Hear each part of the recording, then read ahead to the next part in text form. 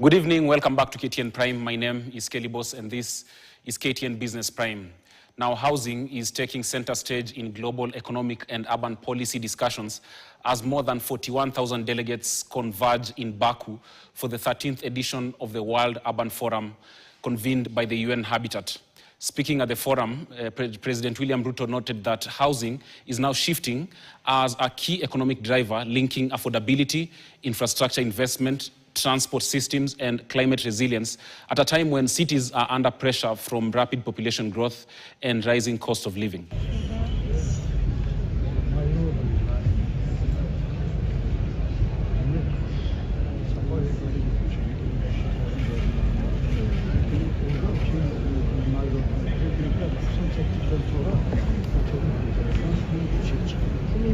If there is a place that housing is important and urgent, it is in our continent. Why?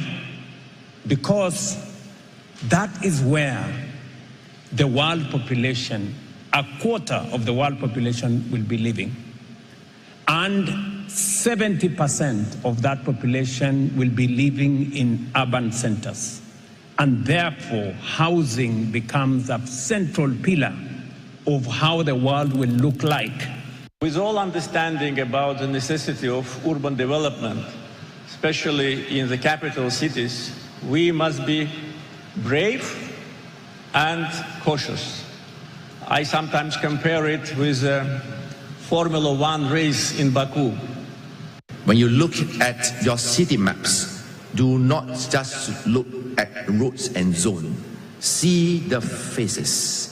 See the young entrepreneur in a slum. It's especially critical when the world feels unstable, when the institutions falter, and when technology transforms our societies.